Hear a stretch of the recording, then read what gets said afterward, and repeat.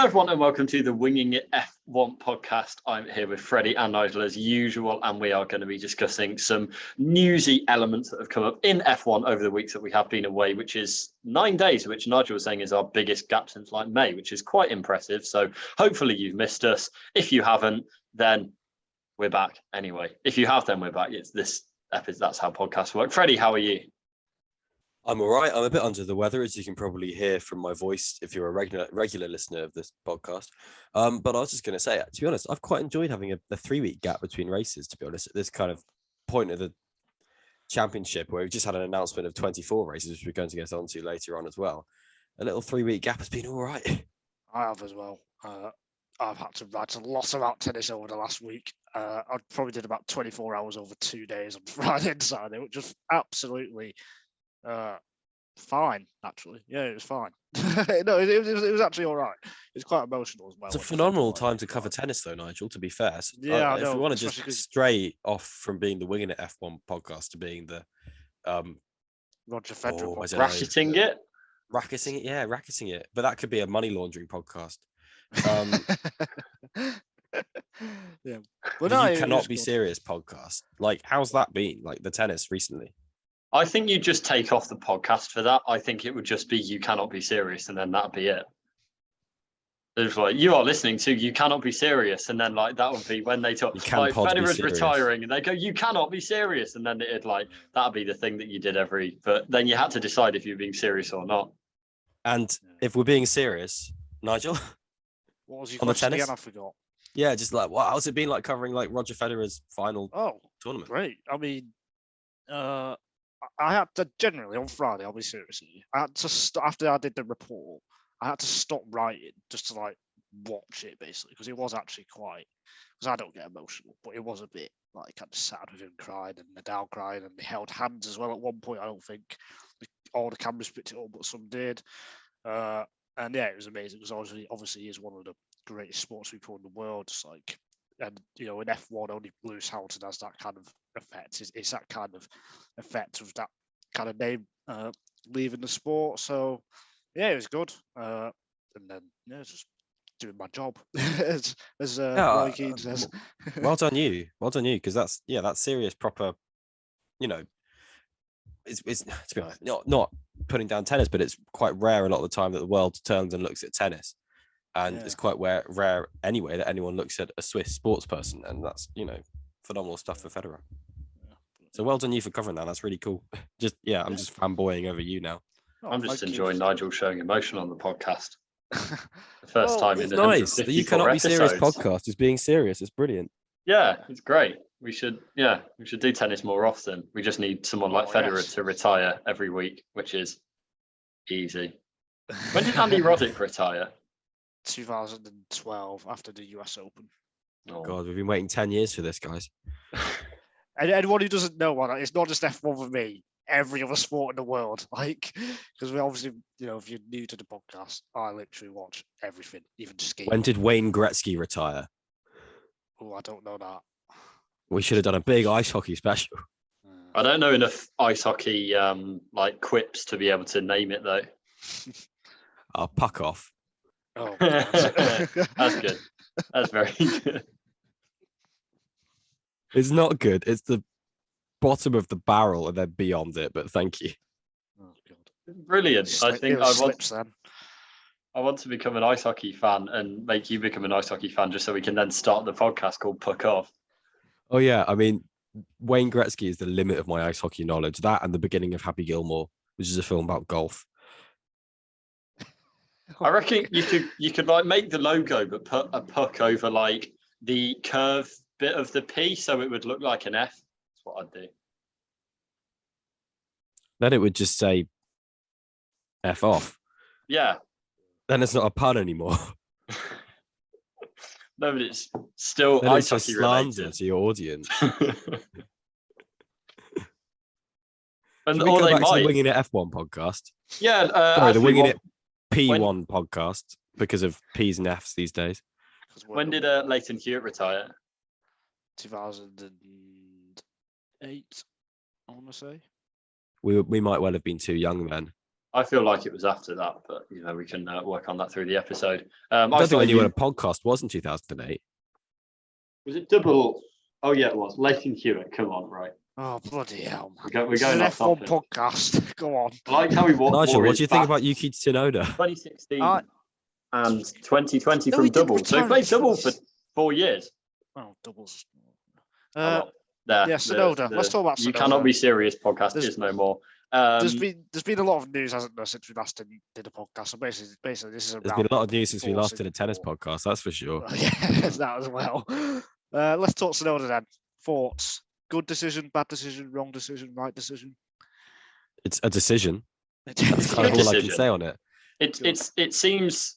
I think this is what I said in our silly season podcast, that it feels like Yuki has done enough to deserve this, and not everyone gets what they deserve in F1, and that that's not new to AlphaTauri / Toro Rosso. But yeah, I just think for what it is, he's shown sparks over, in good and bad ways, really, over his team radio, which is a bad way, but also on track and on pace. I think he's shown well over the 2 seasons he's been in F1, especially this season. I think he has made steps forward, and he deserves that other shot to see if he can take another step forward next year. So I'm pleased about it, because it felt like it would be quite a Marco Red Bull move to pull him after 2 years of not setting the world alight, I guess. Yeah, I think I can echo that with Adam, to be fair. He has done a much better job than he did in his rookie season. In reality, he was lucky to get this second chance, and Red Bull drivers have been sacked for less than he's done in this year as well. And he's come at a good time in that regard. But he has performed well, and I've said this podcast already, relative to Gasly, he's performed better, and relative to his performance last year, he's performed better, but the car is worse this year. And I think the fact that his 2022 season is way better than his 2021 season with a comparatively worse car says a lot about his performance this year. And there are elements of it that the churn isn't there in Formula One at the moment to maybe get rid of him, granted. But he's done a good job, and yeah, obviously there is an element of it's taken a bit longer to announce than perhaps you could have wanted. I mean, Gasly was officially signed up a long time ago at AlphaTauri, and if they were kind of definite about Yuki Tsunoda, you think it would have been happened sooner. But yeah, I think he's warranted it, and he's on weekends this year has been the faster driver. There is obviously lots of levels of scruffiness to his performance. He's the first driver I can remember to get a reprimand penalty. And that's after them upping the reprimand limit to 5 rather than 3, which is where it was last year. So the trips to the stewards needs to stop, and a few more needs to earn the trust of the team a bit more, in my opinion. But I think he can do that in the 3rd year. And Franz Tost always says 3 years to develop a driver anyway. And sure, why not? Let's actually use that metric of Franz Tost for once. Yeah, I'd have to agree with as well. I think he has performed enough. He's much closer to Gasly, probably been a match for him overall if you weigh everything up, definitely in terms of pace anyway. Yeah, Freddie's right. The incident, he has to stop the mistakes, such as Canada and driving out the pit lane on cold tyres and crashing, and Belgium in Q2 when he locked up at the bus stop chicane when he should have got into Q3. Just those small errors at the right time, which we saw last year as well. But it's much better to have it this way. A driver who's, he's not the quickest driver we've ever seen, of course. I don't think he has shown the potential from his F2 and F3 days yet, which could come. But he's still got enough speed, and it's easier to iron out mistakes and inconsistency rather than having it the other way around, being slow and consistent, which some drivers are. So I think he can improve. In fact, I think he will improve. I think he's lucky, or well, he's fortunate in a way. The Red Bull culture has changed in terms of how they treat the junior drivers. I think the Honda aspect is a bit of a factor as well, but he is here on merit, and if depending on who his teammate is next year, he's got to be beating them for me. I think next year. Well, that's what I was going to ask next is what does the future hold for Tsunoda beyond next year? Because I think while we've all said it's the right decision to keep him on, I certainly don't think he's shown enough in his first 2 years that I can see him being a successful Red Bull driver, seeing how other drivers have tried and failed there. And I think Albon and Gasly both did better than Tsunoda has in their first stints at Red Bull, Toro Rosso. So what is the future for Tsunoda beyond next year? Does he need to show that he can lead AlphaTauri? Will he be looking for a move away? I think he's going to have a big year. I think he's going to be at Red Bull in 2025. I think he's going to seriously improve. That's fun. Bold prediction. That's a really fun, bold prediction. It's different to what I was going to say. I was going to say Yuki Tsunoda needs to watch his back next year, because that's when a few drivers could come into their own in the Red Bull driver program. He's lucky they haven't this year, but you need to look at where Isaac Hadjar is and where Ayumi Iwasa are, because they are the more impressive of the Red Bull feeder program at the moment. Granted, Iwasa's debut season in F2 hasn't been as impressive as Yuki Tsunoda's debut season in F2, but Hadjar's F3 was better than Tsunoda's F3. So, I mean, that's a horrible way of judging drivers, let's be honest, and you should lambast me for that. But really, Yuki does have to be kind of look back, and Red Bull will be thinking about that, because if they're having to go outside their pool again to get his potential future teammate for 2023 with a very talented Nick de Vries now, let's be honest, he is still a stopgap driver, because if he was wonderful, there's something about Red Bull which is very at the moment, which is I think is appalling in their driver academy management, which is they're very much a flavor of the month kind of team. It's kind of like, oh, everyone's talking about Colton Herta, why don't we try and get him? Oh, everyone's talking about de Vries, why don't we try and get him? And they seem to be offering the best things to these drivers, because they're the teams that drivers end up wanting to go to. But it kind of means they need to keep on Tsunoda for that kind of thing, to have just a mainstay and have a Red Bull presence in that team. I think that's fine, though. I think it's fine. Oh, I do. But it does just speak of the kind of the point where there's no clear driver strategy in that team. One there has been one for 15 years of it being in Formula One. Ultimately, though, if Lawson and Hauger, etc., if they haven't performed, which they haven't, then this is what has to happen, isn't it? Though that's true. That's a good point. I think that's a good point. It's down to the F2 drivers who haven't performed rather than Red Bull, because they can't control how well a driver's going to perform, can they? No, that's very true. But doesn't that speak to who they're picking? Well, I think that's the interesting thing is, will they kind of have a clear out, or that's a kind of, given it's people's futures, that's not the best way of putting it, but will they look to refresh the academy? And because I think Liam Lawson, I don't know, it feels like he's kind of had his chance. He's not the one that's being talked about at the moment, where he was a few years ago when he won Toyota Racing Series when he came into F3.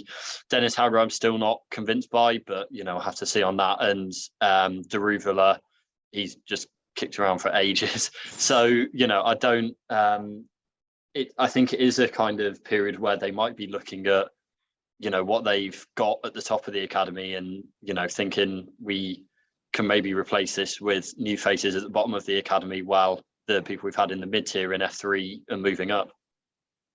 Yeah, and I think those new faces are there. We just haven't seen them yet. Yeah, I think you're probably right. There is a kind of a necessity for a stopgap, but that necessity has kind of been there since 2018, 2017. And when they brought in Hartley, when they snapped Album up and seemed to just didn't really want to, when they were forced to go for Perez, things like that. It does add up, and it does kind of speak to, well, we have to see what happens next year, and it never kind of flourishing. And drivers like Charles Leclerc, Lando Norris, George Russell have slipped through their fingers and things like that, which I do think is a criticism, to be honest, worth making. You're right, you can only ask the drivers to perform, and if they're not performing, you can't blame Red Bull, but you can blame a driver academy for not selecting drivers that aren't working, in my opinion. But every driver academy is going to have at least one superstar, aren't they? In Mercedes, Ferrari, Red Bull. That's what's happened, isn't it? Over the last 5 years. But then the only driver from the Red Bull, can't have a Russell Leclerc all come up in the same driver academy. That'll be no, of course not. But the only driver who's come up since 2018 as a Red Bull driver into Formula One is Tsunoda. Gasly came in 2017. Yeah, Well, every say other that. driver academy is the same. Only 1 or 0. But then they've not got the seats in the way that Red Bull do. Okay. In the way that they actually have a junior team, they've got Gasly's still there. Yeah, he had his chance at Red Ferrari Bull. with the Haas links they used to have, or Alfa Romeo. I don't. It's not the same comparison. I don't think. I mean, Yeah. well, then I guess you could say you've got Leclerc, Giovinazzi, Schumacher have all come onto the grid. If you want to make that comparison, Russell was into Williams, and that kind of thing. There are, there's motions around this, but I don't know. I do think if Tsunoda's in his 3rd year in Formula One, and we're still kind of thinking, and Adam's asking the question of where will Tsunoda end up, and for me, he ends up as kind of like he could be a reasonable midfield driver if he stays in that kind of boat. I don't think he's in the position of knocking on the door of. It's a travesty that he's got a 3rd season in the Toro Rosso level like a Carlos Sainz had, because we're still talking about his development phase. So for me, I don't look at that and think, oh, well, he's knocking on the door of Red Bull. I look at that and he's knocking on the door of WEC, to be honest. So but yeah, you know what I mean? Like, I don't look at him and think he could be a worldy midfield driver like a Hulkenberg was, or like Perez. I don't look at him like that. And I do think he's been a solid driver, but I think I don't know if his peak is solid driver. And I think that you think that the driver's worse on the grid, but I mean, yeah, that's a different question. But yeah, that's am I making myself clear on that? I feel like I'm spouting. No, I would still say hands down, the Red Bull have had the best driver academy over the last 10 years, hands down. Oh, I would hands down agree with you, but I think it'd be an interesting question to ask in 5 years' time. Yeah. Okay. Yeah. When other academies have had a bit more time.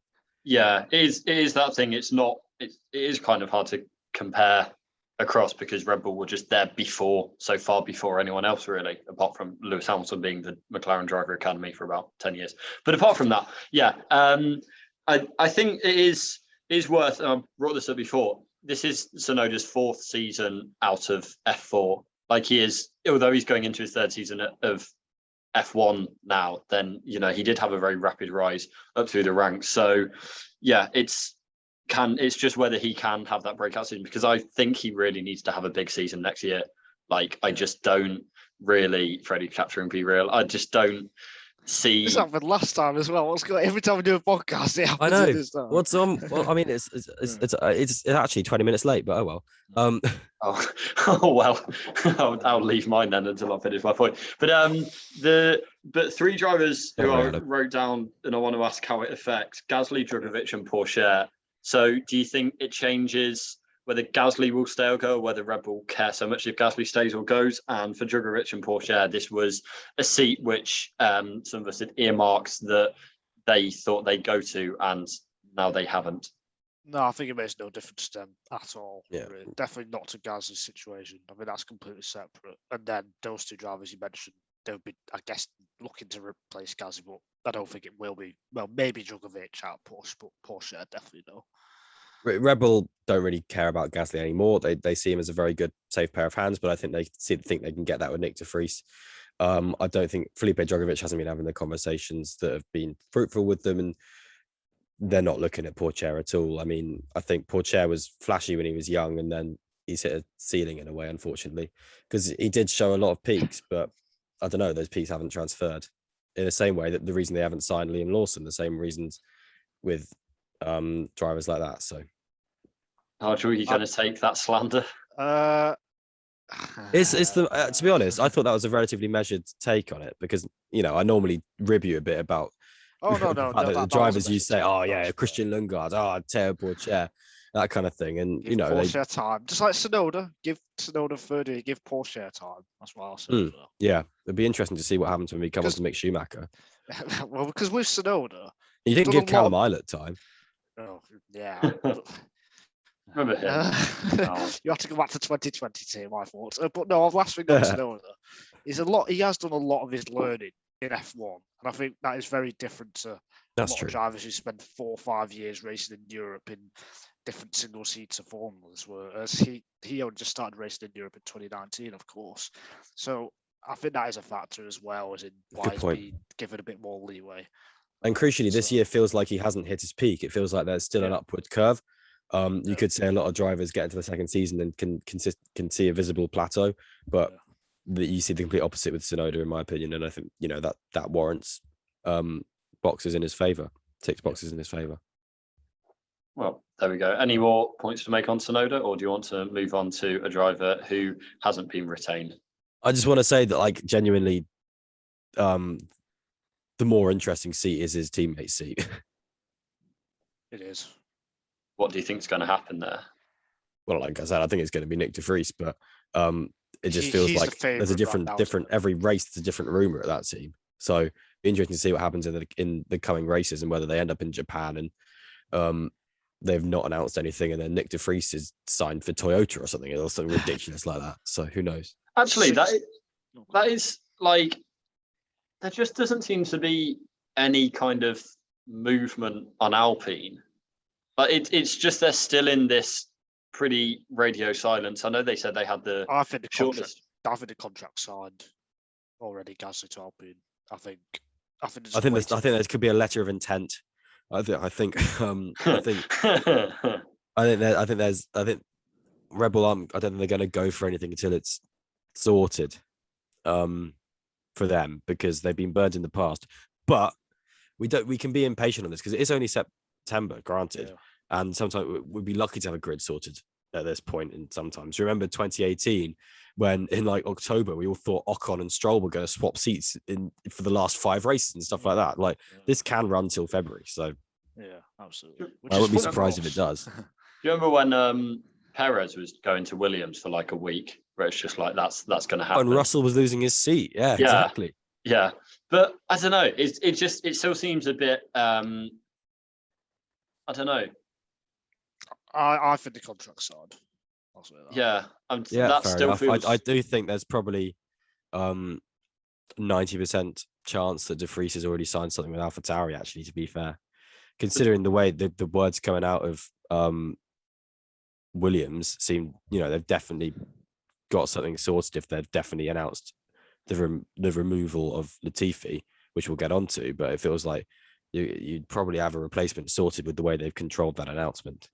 Well, that's the thing. It's like the Alpine still feels like the huge domino to fall, but there's just not kind of, we're talking about kind of, Gasly and how he's affected by it, or de Vries coming in. It's like it is all still completely affected by what decision Alpine make, I think. But we will go on to Latifi, as you pointed out, Freddie, because he has left Williams for 2023 after 3 seasons in F1. Yeah.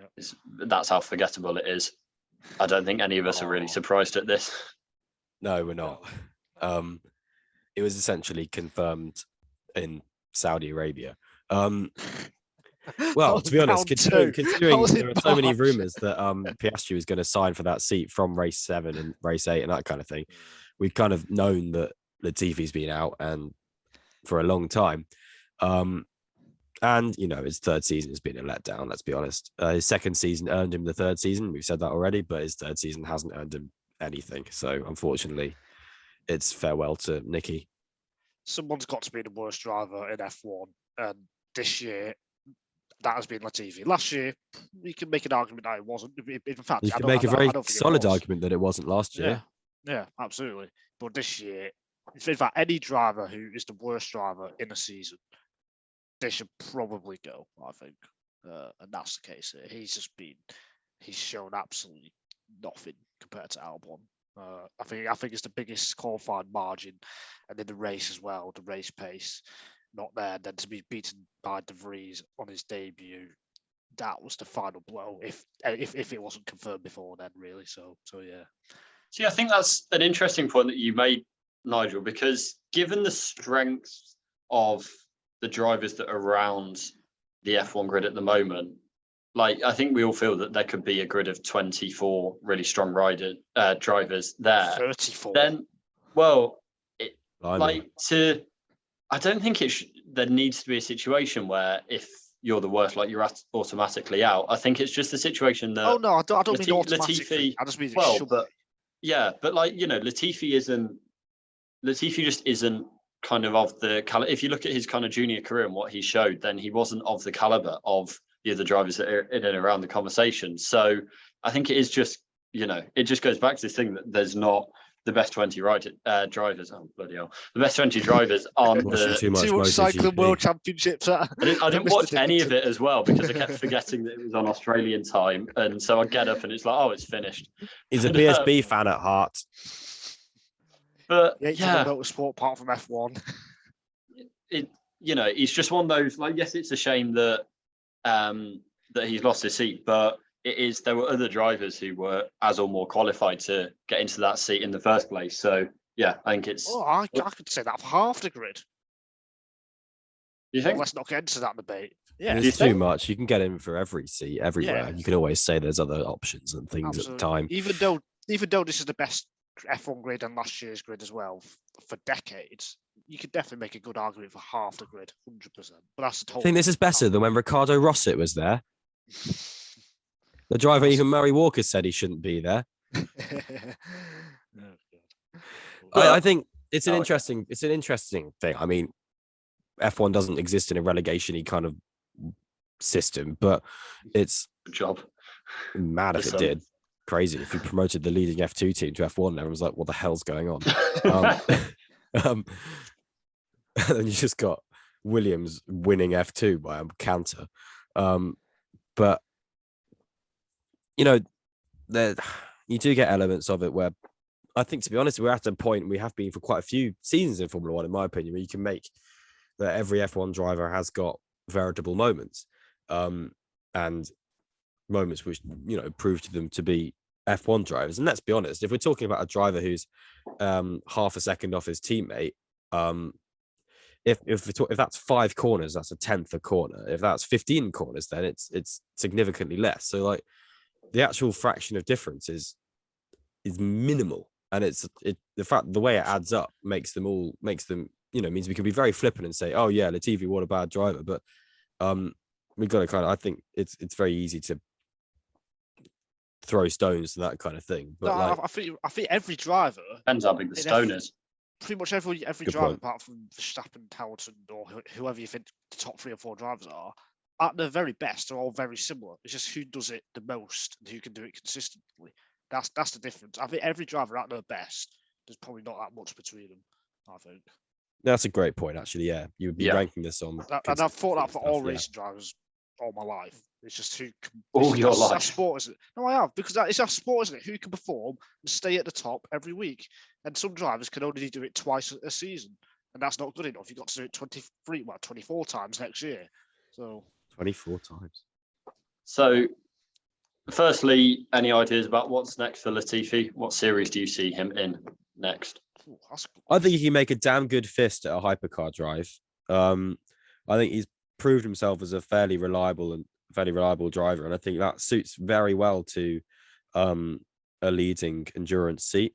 I could see him fitting in well there, not being out of place. I wouldn't see him being a superstar of any team he's in. Say he's in let's pick a random LMDH, like a Cadillac team or something. Say he's in that. He wouldn't be out of place, but he wouldn't be he wouldn't be the leading driver. Yeah, but I think he could do a very good performance in that front. I think he'll do something similar to Hulkenberg and be on the sidelines at least for 1 year. I haven't really thought about it, to be honest, but I can't really see where he goes, I think. He's in a position where he's not an exciting prospect who's departed. He's not like you take. I mean, Antonio Giovinazzi is a weird case study for this, but you take him last year. He snapped up into a Formula E seat, was professionally paid for it and everything because he had proven that he had really good flashes in F1. Granted, he came to Formula E and had the worst season in international motorsport of anyone, and is still in. Which, I mean, to be fair, this is a different rant, but why the hell is he being spoken about in a Formula One breath at the moment after that season? To be honest, but anyway, it's a harder thing to jump into a seat wherever you are, and I rank Giovinazzi as a better driver. Well, I did than Latifi, but I think he needs to be careful about what he does as his next step. But he's not going to have. There's not going to be a clamour to get him as a professional driver, in my opinion. Yeah, I think so. Yeah, that's the thing for me. It's like it's not that, like you say, there's not the excitement around him. So, yeah, and it's not easy out there. It's not all championships have power steering and millions of engineers to help you. You've got to think about yourself a bit more. It could be a bit like Kubica. Well, we know Kubica brought a bit of money into the team, and Latifi could do the same, but not sure which F1 team, but he could do something similar, maybe. Yeah, I mean, even if Kubica's money is drying up a bit because he's getting a bit older, you'd think he could slot in at Alfa Romeo, to be honest, with that kind of role. Or a Haas or somewhere like that. I can see that working really nicely for him. Yeah, so maybe that. Yeah. I don't know if his sponsors would be willing to pay for that. Is the question. If his sponsors aren't going to front up anymore now, we don't know if how much of a withdrawal it is, and whether it's a kind of agreement that we're not achieving, and whether there's a lot of from Williams' side. I think it's probably mutual. I don't think if you're a sponsor, you're going to front up loads for the driver. I mean, whether you want to stay as a presence in Formula One is a different question, but we'll have to see. Well, speaking of having to see, what do you think about the Williams seat? Eye tests. Oh, yes. About eye tests, we can ask Adam for that, can't we? Oh yeah, because I'm wearing glasses. The Williams seat. That is a great question. I think. Thank you. I think I said Drugovich and Sargent for AlphaTauri and Williams 6 weeks ago, so I'm going to stick with that. What, you think Drugovich and Sargent are going to AlphaTauri? That wasn't the question. No, for Williams, AlphaTauri and Williams respectively. Sorry. Oh, okay. I didn't mean that. I just said a word. I forgot the key word there, which was Williams. Sorry, no, I might have misheard, but you were sticking with Sargent then. Yes, I think all roads leads to Sargent at the moment, to be fair, depending on his Formula 2 finale triumph or despair. He's in a position where he could very easily get a super license and could very easily lose a super license based on the sort of 3rd to 7th positions of the Formula 2 championship standings at the moment. In that he's pretty much at the same place as Doohan and people like that. So it's interesting, but I think, he's got his FP1 outing in Kota. I think that would be an interesting moment for the team. Yeah, I think they wanted De Vries. I think they've missed out on De Vries, to be honest. They wanted Piastri and they've missed out on him. Yeah, the other options are Mick Schumacher, Ricciardo, Sargent, who we've just mentioned, Giovinazzi, perhaps. No, not Giovinazzi. No. Ricciardo's probably said no, I think, and Mick Schumacher is probably clinging on for his dear life at Haas. And I think if you like what you read, if it's going to be a Hülkenberg Magnussen lineup there. I don't know if Schumacher has done enough to kind of wave the flag in front of Williams' face to say, hire me, more than Sargent, who one of their own crop would have done, who's shown very good pace and can point to, karting world champion, the only driver realistically in any championship who took it to Piastri. And now Piastri is the hottest property in every market. So what he did, I think, it goes undervalued what he did with Charouz in F3. Because if you look at Charouz, that team is consistently 29th and 30th in FIA F3, and he won a race with them. So I think that shouldn't be ignored and should be lauded. So I think he's got, he's acquitted himself pretty well. I think he's got very decent peaks. It's whether he can, do well in a Formula One car. Sargent, yeah. Your Sargent, yeah. Sorry. We were talking about just double checking, yeah. I still think Daniel Ricciardo. I was talking about Scott Dixon. I still think Ricciardo for that. Yeah, I'm sticking by that. I just don't think I think his head isn't there right now. I think he just doesn't want to go to Haas or Williams. I think Haas have very openly probably put a contract in front of him, and he's gone, no, thank you. No, thank you. Do we think Williams, is money even a factor? Can they go for pure talent? Do you think? I don't know. I don't know. I think it's cheaper definitely to get Sargent than anyone. I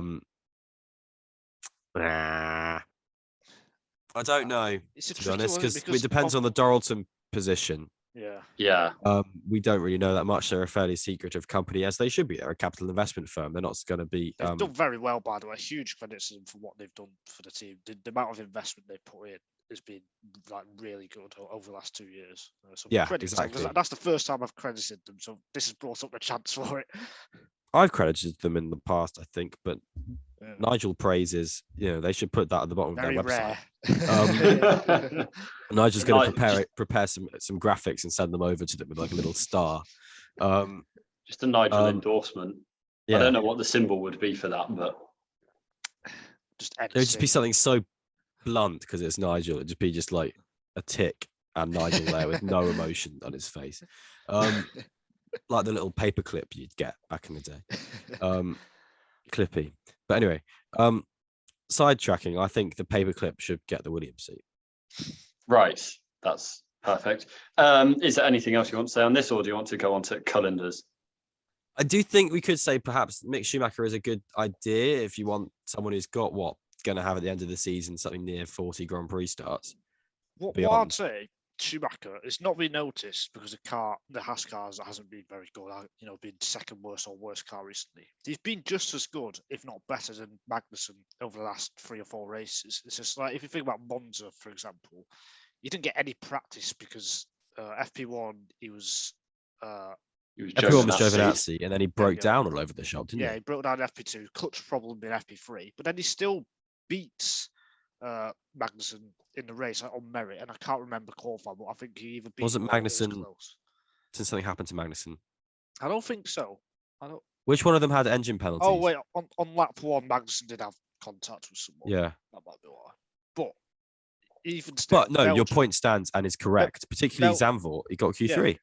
Exactly. And Belgium, he was just as good as Magnussen as well. It's just no one's noticed it because, again, the car hasn't been there.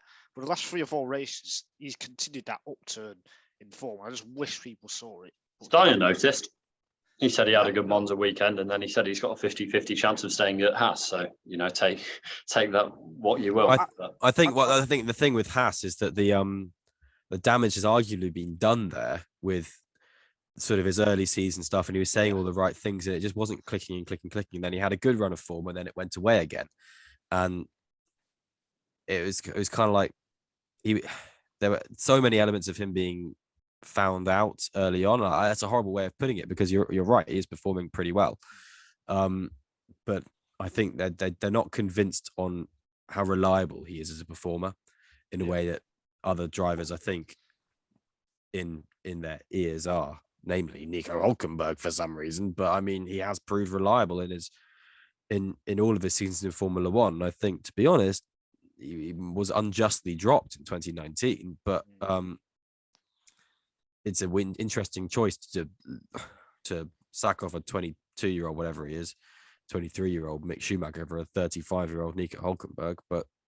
And I think Haas want that previous F1 experience. That's why Giovinazzi was linked to the seat. That's why Hülkenberg has been linked to the seat. That is the kind of, not brand, but it's what they want from a new driver. They don't want to take a rookie. They want someone who's previously raced in F1. And I know personally that's not something I would like to see. I think that's what most people wouldn't like to see. But that is what Haas do. And I think that's what they will do. I think it will be Hülkenberg or Giovinazzi. And it's if on the face of it, I mean, you can look at it and think, spent force, but he came into look at Bahrain and Saudi Arabia for Hülkenberg. He came into it. I've not driven a whole new regulation of cars. I probably had quite a few hot dogs over the winter break and so on. But he outqualified Stroll pretty well. I mean, not to damn Stroll, but Stroll is no slouch and had been testing that car.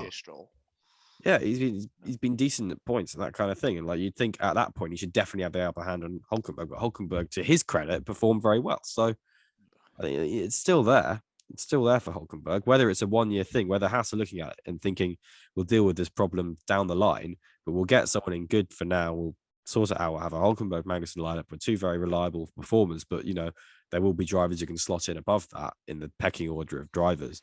But they can see what opens up later down the line and they can play the field. But it does look like that you could. Do you think for most teams you can argue make a case for sort of future driver lineups of that team? But you look at Haas and you think 2024, God knows what's going to happen there, and that's quite fun. Absolutely, certainly is. I was making a note of the last rookies to come into F1, and we're due a really good rookie, which may be Piastri. I don't know. But Yeah, well, yeah, that was actually Mazepin- something. Potentially, we've got Piastri, Sargent, De Vries as 3 rookies next year. From but what we've we've had been saying. the last 5 have been Mazepin, Schumacher, Tsunoda, Zhou, and Latifi. Yeah. None of which have set the world alight. So you're going And back I'd to say the you've got Norris, 2 Russell, reliable Albon performers year. there with Zhou and Schumacher, and that's arguably it. Mm. I think Zhou's probably shown the most, probably because he would, to be honest, allowed a bit of time to develop. You could say. I'd say, I think Tsunoda's the best from that list, but I don't think Fair. not that inspiring. So, Jude, No, there's no one Jude- above 6.5. Oh, no one above 5.5 out of 10. Yeah, and it's that it's that thing where we all want to see. No one above 11 out of 20. We all want to see drivers coming on to the grid and seeing new faces and new talent. But when you look at that, you kind of get why people do want to go for more kind of reliable. They don't just want to throw it out for, it's a good point. Get new drivers in wherever you can, because most aren't superstars. That's just how it is. You kind of think, you look at the recent crop of drivers, who's really earned the way to force themselves onto the grid. And you could look at a lot of drivers in Tsunoda. Okay, that's 1 out of 5. Piastri. Yeah, that's all. But the other. But that's it. But drivers you look at mentioned- who else is there to kind of bring in as a junior, and kind of if we're talking about Mick Schumacher as potentially, a Formula 2 champion in his second year with time to develop and so on, being given, the boot and not performing well enough and things like that, and performing just kind of average, and that A, it doesn't look good on Formula 2, and B, it doesn't. We're kind of thinking like, oh, it's just like middling, and you kind of think, well, is there a bit of stagnation in this market? Where do we need to be looking? That's obviously why Formula One's looking at IndyCar and things like that. And finally, you could say, and potentially having a Formula E World Champion going in there, but it kind of makes it look and kind of think. You kind of think, okay, there's a weird kind of period in Formula One at the moment where maybe we need to look back at the way sort of rookies are brought into Formula One. It's not necessarily giving them the chance, you could say, for some drivers who could be very good if they're given the time to shine. Maybe that you need to look at sort of young driver testing and things like that. But there's some regulatory methods across the field, but cost we know cutting. money is still an important Exactly. factor. That's Exactly. why Mazepin, Latifi, to some extent, Schumacher have And come Zhou. in. And Zhou, yeah. So that is why. Yeah, but that's the thing. Like, there's the money side of it, but you can look at some drivers. In hindsight, it's a wonderful thing. But say we're looking at, let's take Mazepin coming on, for example. Obviously, a wrong choice, but say Eilert was in that seat, I think we'd all be in a similar boat with him and Schumacher anyway, just sort of saying like, oh well. And Yeah, I think all the sort of drivers that people are sort of clamoring for in place of the financial drivers wouldn't have performed enough anyway for us to be sort of touting them now as deserving to stay too much to the next season. Absolutely, it's like De Vries. Everyone's hyping him up, and he should get a seat. But if he doesn't perform next year, then you can't just go, why did you put him in? Hang on, you all wanted him in the seat 6 months before, and that's what's happened. To be fair, Nigel, I don't think we have so many people going, why did you put him in? I think people do genuinely counteract what they say, not without sort of just pretending they knew it all beforehand, to be fair. But you get a lot of people saying, does he deserve to be in F1? That would, the questions come very quickly, I think. Yes. And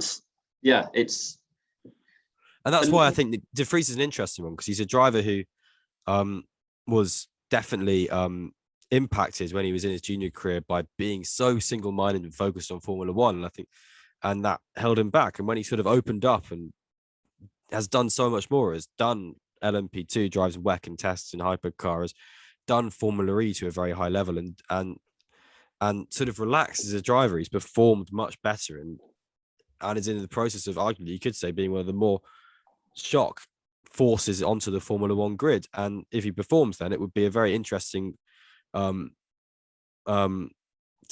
for future drivers, you could say, in a way of allowing a driver to develop more and sort of understanding that we always talk about where drivers peak and things like that.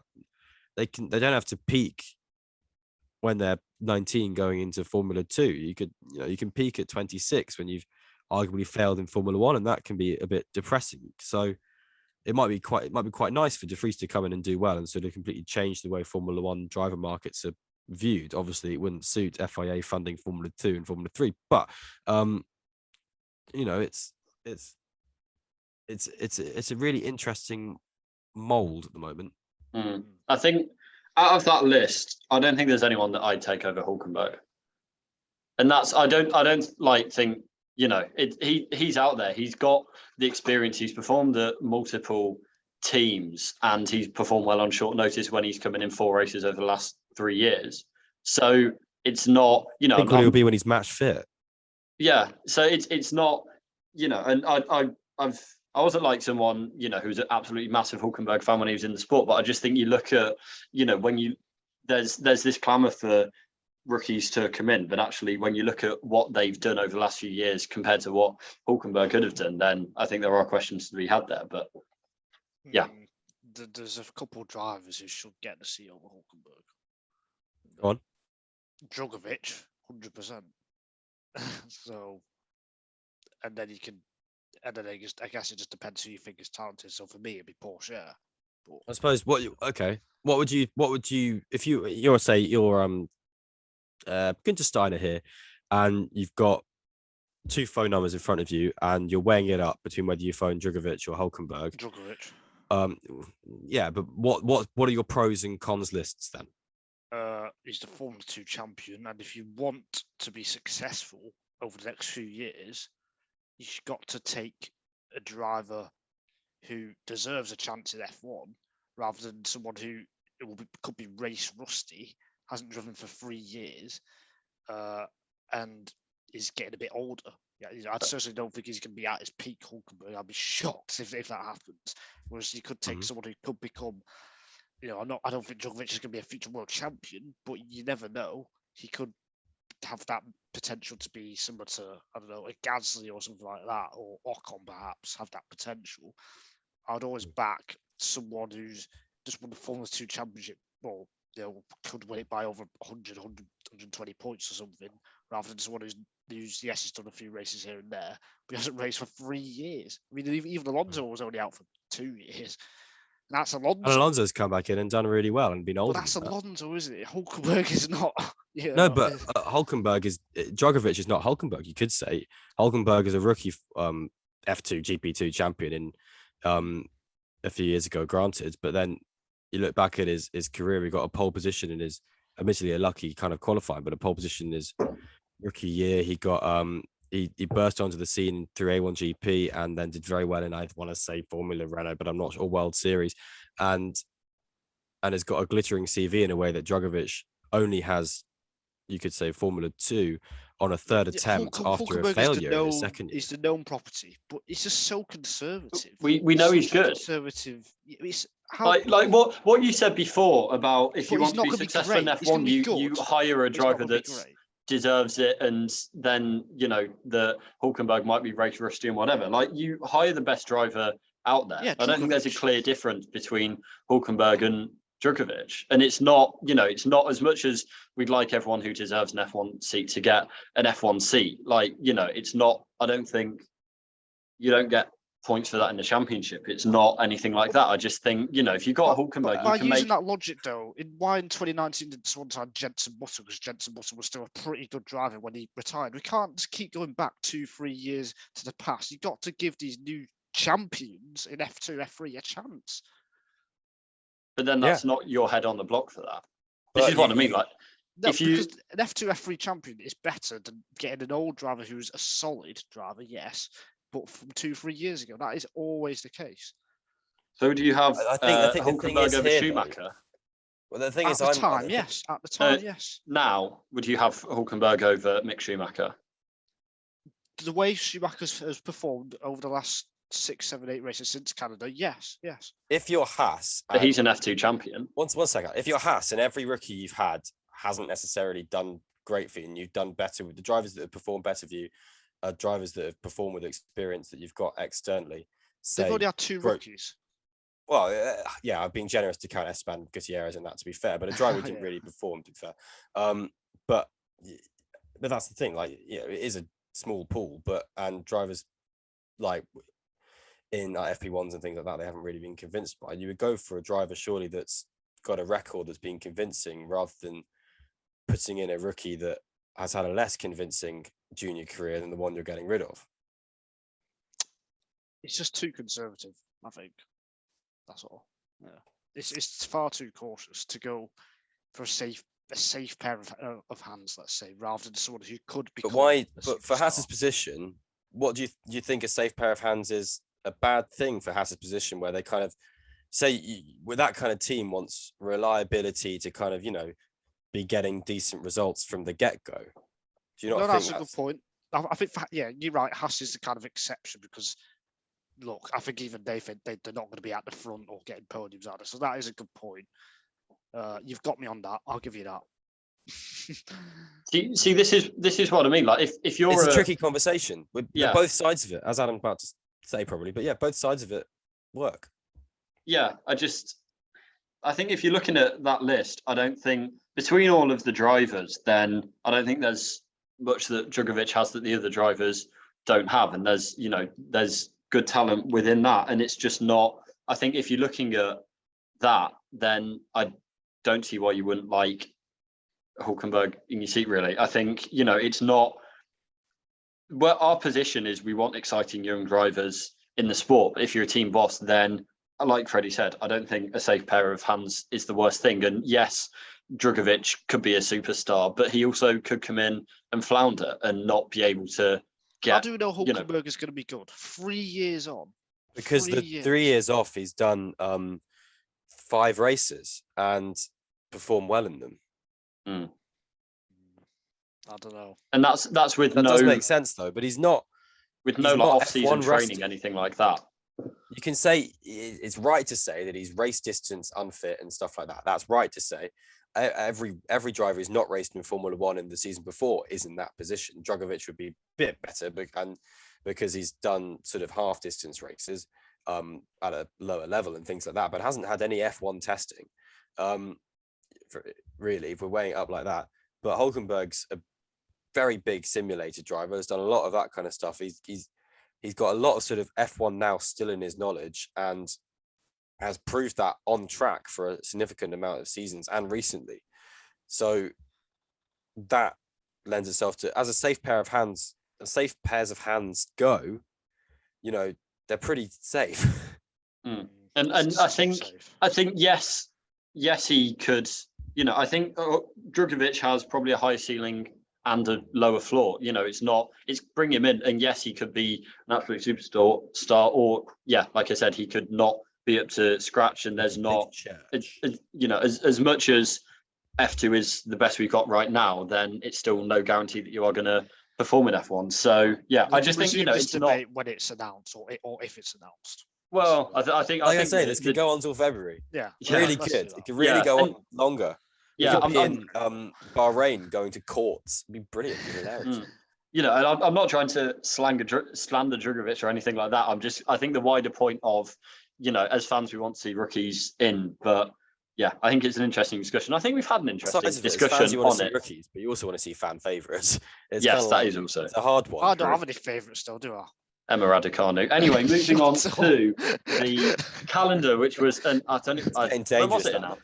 This week? Last week? Last week. Yeah. And it's 24 races. Imagine that. Woo. And a big number. Yeah. I'm not even 24 yet. Neither am I. As you could have a race for every year I've been alive, and it wouldn't be as long as the calendar next year. It'd be a very weird way of naming Grand Prix. But anyway. And then the Heineken 18th year of Adam Dickinson, that kind of thing. Casio, please. Private school 12th year. I did go to a driving school when I was 12. Yeah. Would they sponsor a Formula One Grand Prix? What's the 12th round of the year? Is that Zandvoort or something? Would they sponsor the Dutch Grand Prix? We've talked about having a Henderson's Relish Sheffield Grand Prix before. Yeah, but they haven't. No, that is fair. Serious calendar talk. It's a big calendar. There's one triple header in it. No, there's 2 triple headers in it. That's a lot. There's not really many big gaps. People were kicking off about Spa moving every other international calendar and national calendar in the world, and that's fair enough. Formula One probably could be a bit better at dealing with this a bit quicker, just before everyone else signs everything. But these things happen. Whether China will happen, we don't know yet. And a little bit, as much as we want a Chinese Grand Prix, we also kind of don't want everyone to be doing too much. So who knows? Maybe it'd be a blessing if China doesn't happen again. But yeah. To be honest, we've said everything we need to on sort of 3 American races and things like that. Spa's still there. France isn't there. To be honest, just put Magello on the calendar and No, stack somewhere they else need to off get and we'll rid. be There's far too many. They've gone well. It's a joke. They've gone well past the limit, and the fact that the teams only found out 2 hours before, if that, some teams, if you didn't have your phone, that's on, probably bad, yeah. didn't even know. That is an absolute disgrace, quite frankly. It's an absolute mockery to all the employees, all the resources to book hotels, planes, all of that, to find out like that. That is not right at all. And 24 is just far too many. And I'm saying this as someone who hasn't, been to an F1 race as a journalist yet, but it's just, and it's so easy to say as a fan sitting on the couch, oh, you get to fly around the world, best job in the world, and all that. It is Not the but best job it's when just- you're on a flight from Brazil to Qatar or whatever it is, or the other way it's- around. It's just too many. And think about the teams who have to get there on the Wednesday, set up, and then they leave on the Monday. They get there on Dude. the Monday, really. Well, there you go. Yeah, and then they have to leave. They're there for the longest. It is just far too much now. They've got to cut some. I mean, they won't, obviously, but it's gone beyond the limit. Beyond the limit by far. 20. That's what it should be. 20 is, to me, seems like the right number. One above, one less, okay. But 24, and I know you might say, oh, it's just 2 or 3 more races. That's a lot. It's a That lot, is an yeah. extra 2 flights either way. It's an absolute. It's just not right. I've got massive problems with it, and that is my rant over. Okay. Which 4 would you Right. cut? Oh, I don't know. I've not thought. But that's the problem. Like as much as Good I question. agree, I think it is too many, and to be in that position, it's it's to have that workload of just 24/7 being on the job, which is what you are when you're at fly away races. Then it is round the clock. You are in that F1 environment. So yeah, I agree on that. But I think it's then when you start looking at which ones are you going to cut, they're not going to cut the money spinning ones. So it then comes down to the fan. That's the thing. That's the thing. favourites All and of them classics. arguably earn their way, have earned their place onto that grid, and you can make a compelling case for pretty much all of them. I think socioeconomically, socially particularly, there are a few races that are really kind of uncomfortable. Sort of your Bahrain's, your Saudi Arabia's, your Qatar's, all of those in sort of quite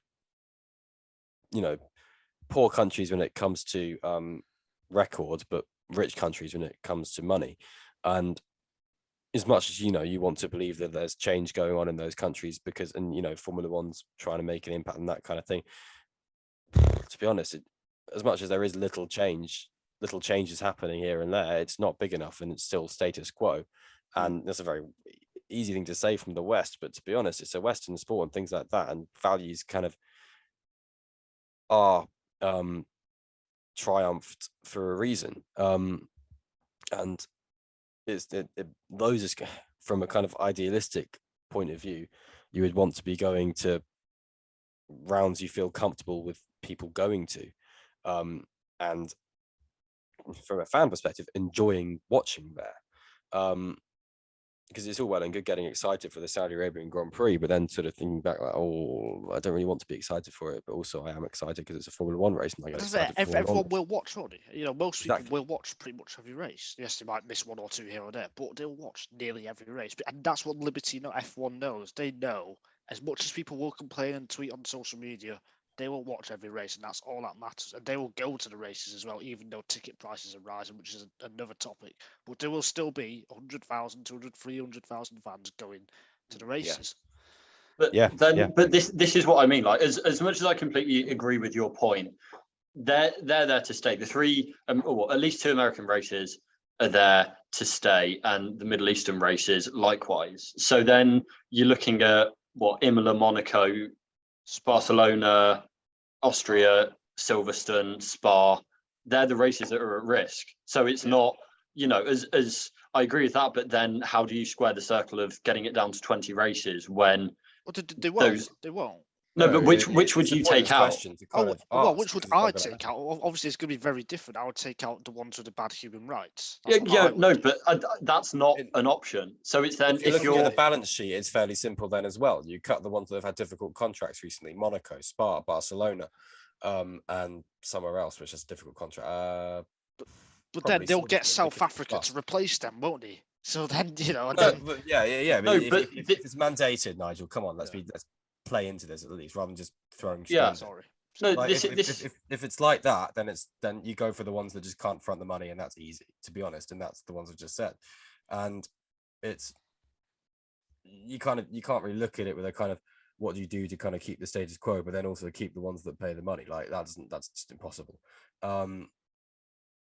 And I think the only thing that can kind of really sort this out is kind of people working there from a sort of perspective that they're going to be so burnt out. It's fine for a team to sort of change people around, but say from a media point of view, let's say, like if you're not Sky Sports, you can't really send different people to different races. If you're a freelance, you've got to work every race and things like that. So it's very difficult from that side of it. And I think I don't really see any way of things like this not happening now, and that's a real shame. But that's the thing. To me, it's like, it seems like the choice is have 20 races or don't have Brazil, Barcelona, Monaco, and Spa. That seems like the choice. Like with where F1 is set up, then that's where it is. and who knows, maybe F1 will be the poorer for it, but we kind of, I know it's defeatist, but I mean, I'm not in a position to fight about anything on this. This is just the way it's happening now, isn't it? So that's it. Well, Nigel has checked out early from this podcast, so now it is time for us to do the same. We will be back soon with that ranty note. Yes, but you know, we don't quit either. We are staying on. We're going to be doing a Singapore preview in the coming days and reacting to whatever other news happens then. But in the meantime, as Nigel has made an early exit, thank you very much for listening, and goodbye. Thank you very much.